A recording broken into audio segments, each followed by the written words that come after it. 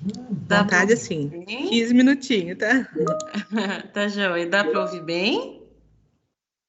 Como tá o áudio? Tá Perfeito, para mim ótimo. está perfeito. Ok. Então, bom dia aos nossos colegas, professores. Em nome da minha escola, Araci Nogueira Guimarães, na pessoa da minha diretora, Eliette, quero agradecer a essa oportunidade de poder participar desse encontro pela segunda vez consecutiva. Saudar também os meus colegas de escola, de parceria diária, que estão aqui acompanhando essa formação. Desde já quero deixar aqui os meus cumprimentos a todos e dizer que é uma alegria partilhar um projeto que é minha vida. Não é só o meu trabalho, é a minha vida. E é essa vida pulsante, é essa vida de você fazer o que gosta e partilhar e poder reverberar essa alegria. Então, é com muito prazer e satisfação que eu estou aqui.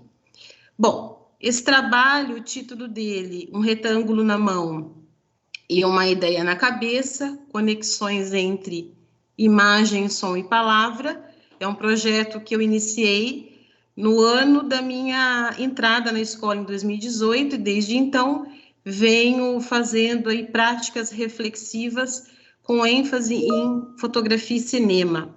Antes de iniciar, quero fazer um convite a todos.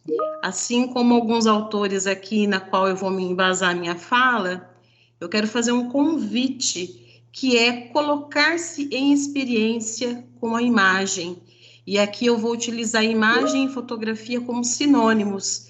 Quando eu me referir à imagem, também pode ser fotografia, tá? Não como um processo ainda, como linguagem, mas como a imagem viva e pulsante do nosso trabalho diário. Pode passar.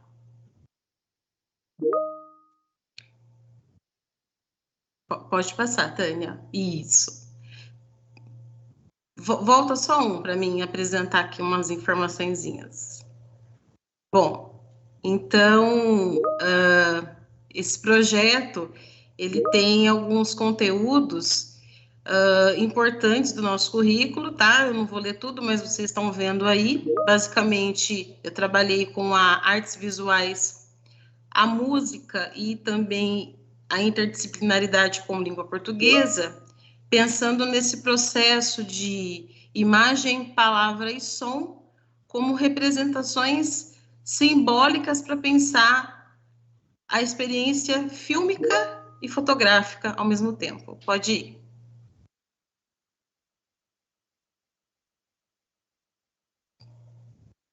Os objetivos aqui, bem sucintamente, é apresentar a fotografia como uma possibilidade de escrita da realidade cotidiana, explorar os objetos do cotidiano, deslocando a sua função para pensar poeticamente na música e na literatura.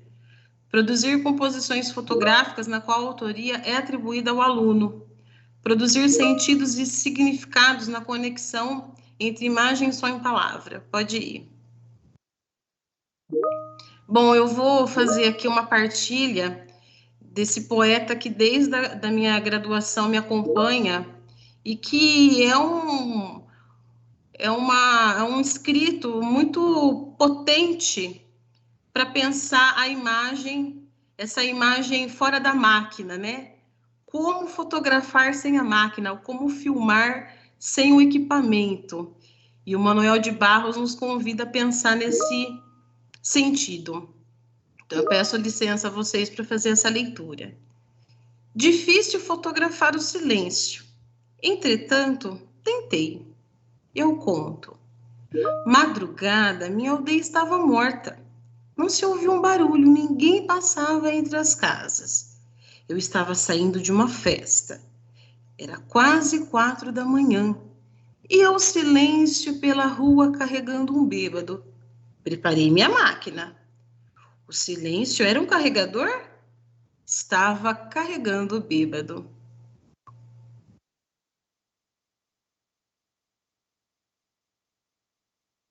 Pode passar?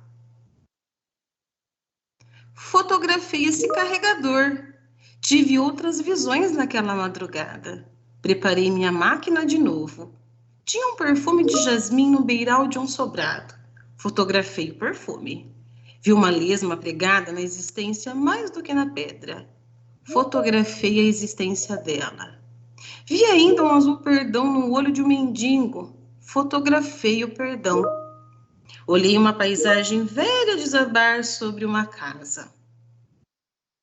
Fotografei o sobre. Foi difícil fotografar o sobre. Por fim, eu enxerguei a nuvem de calça. Representou para mim que aquela andava na aldeia de braços, o Mayakovsky, seu criador. Fotografei a nuvem de calça e o poeta. Ninguém outro poeta no mundo faria uma roupa mais justa para cobrir a sua noiva. A foto saiu legal. Pode passar. Bom, então, essa imagem, ela faz parte de um grande acervo de fotografias produzidas pelos alunos, no contexto das aulas de arte, nos conteúdos de cinema e fotografia, também com as artes integradas, né, que é uma linguagem aí nova no nosso currículo, né, está aí há uns 4, 5 anos, além das 4 linguagens principais, mas que dá essa dimensão para nós, não só das artes integradas como esses equipamentos que podem potencializar as outras linguagens, mas como uma linguagem própria e que tem a sua força, né? Bom, então essa imagem, ela é um local muito significativo para mim e para os alunos, porque é um local de pesquisa e de criação. Então a gente percebe aí que nesse local são realizados os projetos ambientais da nossa escola e, além disso, é um local que os alunos cuidam. E esse cuidar do local faz com que essa imagem fique mais potente, fique mais autoral. Então, nós fizemos esse trabalho explorando os locais onde era possível, mas eu escolhi para ilustrar esse momento, essa reunião com eles ali. Pode ir.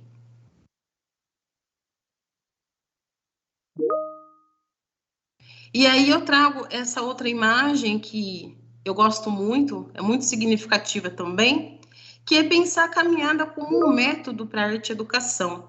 Então a gente estuda, né, na faculdade, depois se forma, faz vários cursos de formação, e nós entramos em contato com diversos autores que nos apresentam métodos para a arte e educação.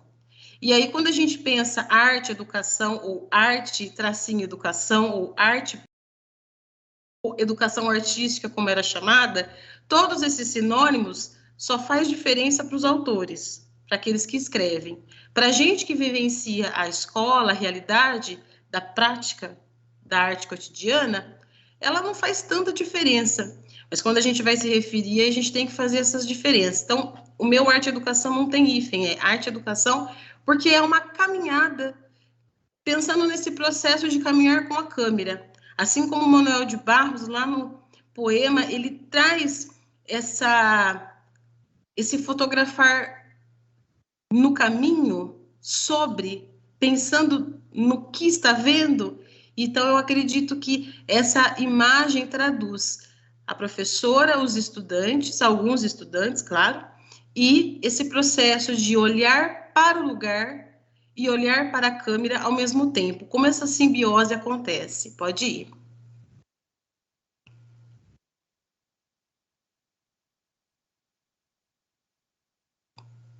Pode passar. Isso. Bom, então eu vou apresentar para vocês o trabalho que foi feito no contexto da pandemia, tá? Então, 2018, 2019, nós fizemos presencial. Então, eu não vou falar muito aqui por conta do tempo, mas nós fizemos esse trabalho pensando fotografia e cinema. Eu tenho uma playlist no meu canal no YouTube, onde eu trago esses trabalhos, também no canal da nossa escola, para vocês conhecerem esse trabalho um pouco mais de perto, tá? Então, vou falar aqui do trabalho que foi feito em 2020, né, no contexto não presencial. Então, quando a gente olha essas imagens, tá? Todas as imagens aqui foram produzidas pelas crianças, de autoria delas, tá bom?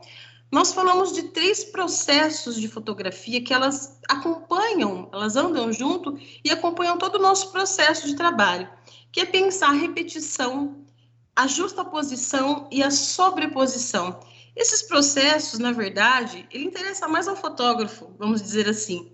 Mas quando a gente traz isso para pensar a fotografia enquanto um processo criativo, de potencializar o trabalho das crianças, de entender que essa imagem ela pode e deve criar e recriar outras realidades, aí a gente pensa nisso. Então, por que eu falei desses 3 processos, né? Sobreposição, justaposição e a repetição. Porque nós vamos ver aqui várias imagens nos remetendo ao mesmo objeto. E aí, quando a gente fala de fotografar o objeto, eu tenho que me reportar ao nosso grande artista, talvez muitos de vocês conheçam, que é o Geraldo de Barros. E o Geraldo de Barros, entre 1946 e 51, ele foi um pioneiro nessa fotografia experimental, onde ele entendeu que aquela fotografia de retrato, ou aquela fotografia posada, ela precisava ser repensada. E aí ele começou a fotografar coisas.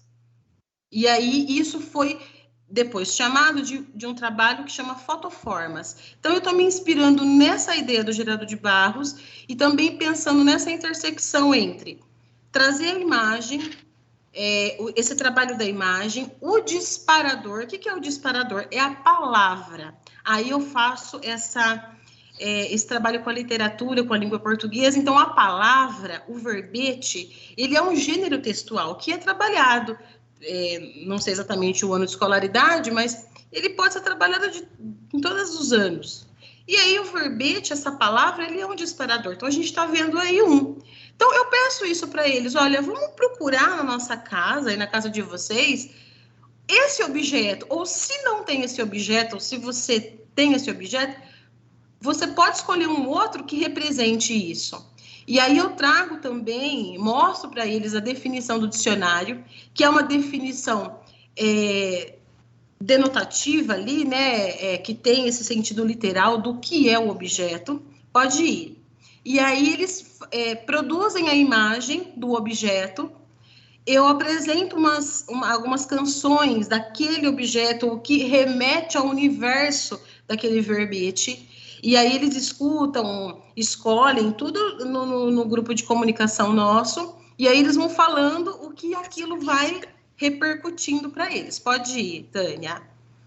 Eu vou passar um pouquinho mais para não estender muito. Então, vocês estão vendo aí, claro que apreciar uma imagem, né, como a gente está vendo aqui, demanda tempo, né? E essa imagem, essa fotografia, ela tem várias dimensões, ela é polissêmica, né? Ela tem vários significados, vários sentidos. Ela é discursiva também, ela traz esse discurso, que não é um discurso só da imagem do objeto em si, é um discurso de uma atemporalidade, né, que eu estou chamando aqui, e aí eu estou me baseando um pouco também no Walter Benjamin, na Susan Sontag, no Cartier-Bresson, que são esses artistas aí, esses primeiros estudiosos, que começaram a entender a imagem como um processo discursivo, né, como um processo criativo para pensar a realidade. Pode ir mais um pouquinho, Tânia. Então, a gente está vendo aí, né, acredito aqui uns 12 verbetes que foram pedidos para eles. Então, semanalmente, eu pedi, olha, vamos fotografar tal objeto.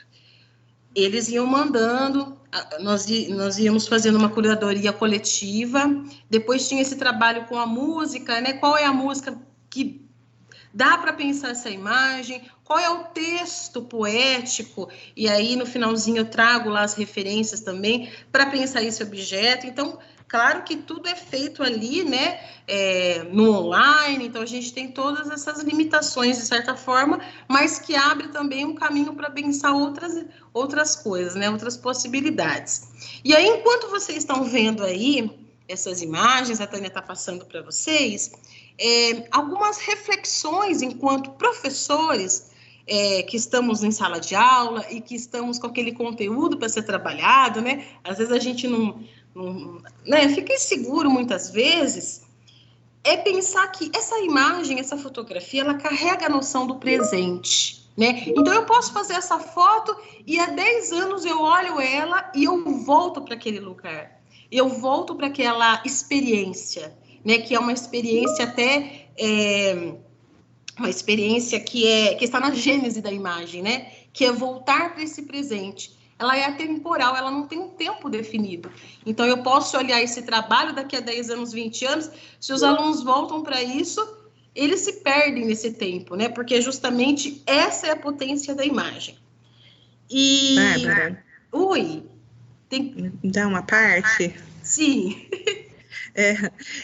Isso é muito interessante, esse trabalho com fotografia, porquanto nós passamos várias vezes no mesmo local e às vezes nós não nos deparamos com a imagem, né? E quando acontece a fotografia e você vê essa imagem, parece que você tira ela dali, a gente consegue observar detalhes e coisas que a gente no cotidiano não observa. Né? Então, são detalhes riquíssimos que a gente consegue olhar, enxergar isso através da fotografia, né? Não só de momentos, emoções, muitas coisas nós podemos trabalhar quando algo é fotografado, né? Na leitura dessa imagem, na observação, na compreensão, né? E a gente pode trabalhar, inserir várias formas de um novo ver, um novo olhar, né? Isso. Seguimos, Bárbara? Isso. E aí, enquanto vocês estão olhando aí as imagens, né, e vendo aí um pouco também dos verbetes, dos textos, eu gosto muito dessa ideia que o Walter Benjamin traz e que é muito interessante trazer para as crianças, que é o que é, afinal, a fotografia, né? Ou o que é a imagem, afinal. E aí ele coloca aí duas ideias interessantes, que é o momento de raptar. O momento de raptar para depois fabricar. Então, é muito interessante essa ideia de raptar, porque quando a gente... É claro que para criança, às vezes, essa nomenclatura pode ser falada de outra maneira, né? Mas pensando aqui, enquanto professores, educadores, quando a gente está diante desse trabalho, como ele tem essa potência significativa, essa multiplicidade de discursos, essa polissemia, então o Walter Benjamin traz essa questão de raptar um instante, que você congela aquilo no tempo. E quando você volta, você descongela um pouquinho para voltar a um tempo anterior. Então, quer dizer, essa imagem que carrega esses sentidos, que traz essa recriação da realidade. Porque o que fica para os alunos, né, quando a gente olha para esse trabalho, é recriação da realidade. Quando eles olham para aquela imagem, né, e foi muito interessante, depois fazendo essa conversa com eles, é pensar, mas aquela imagem é a que eu tirei?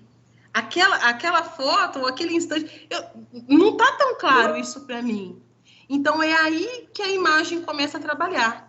Ela faz o quê? Ela potencializa aquela realidade que, às vezes, estava diante do nosso olhar ali, mas que ela não estava escrita de uma forma poética. E aí, o que é bacana desse trabalho, né? Eu tentei fazer isso, claro que para isso acontecer, precisa de um tempo maior, mas já finalizando a minha fala, é o quê?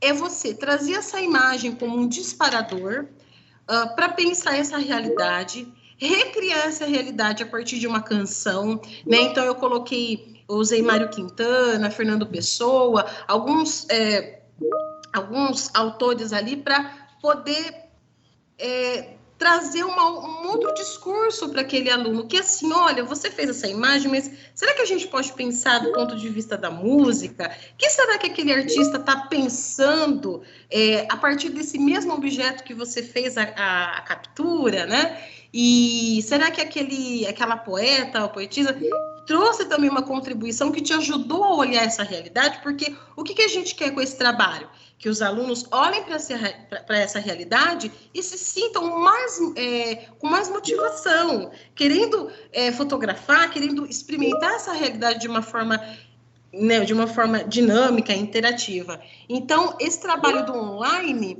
me permitiu também, né, eu enquanto educadora, esse desafio, né, de como manter esses alunos motivados, mesmo sem o nosso trabalho presencial, mas continuando a nossa intervenção online, e ao mesmo tempo trazendo todas essas significações que a gente faria numa caminhada, num processo físico, vamos dizer assim. Então, eu finalizo, eu acabei, assim, dando uma encurtada em algumas coisas. Alguns conceitos que eu falei aqui, se vocês tiverem dúvida, quiserem, coloquem no chat, aí eu posso fazer um videozinho, colocar lá no grupo para vocês, quem tiver interesse. Alguns autores também que eu fiz a referência, porque eu acho que eu não consigo falar sem trazer eles, né? Porque eu falo a partir deles, a partir da minha vivência.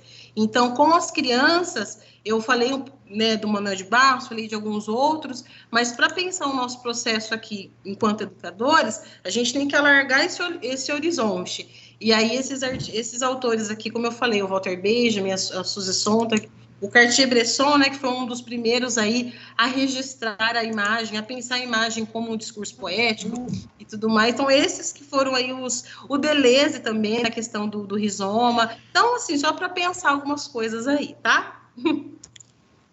Bárbara, muito obrigada, deixo aqui meus agradecimentos. A Bárbara tinha muito mais para contribuir, né? Mas é questão do tempo mesmo, pessoal, aí a gente teve que dar uma encurtada, mas deu para ela apresentar esse trabalho maravilhoso, né? E que aí a gente fica aí um gostinho, né? De vamos experimentar, vamos, na verdade, fotografar, né?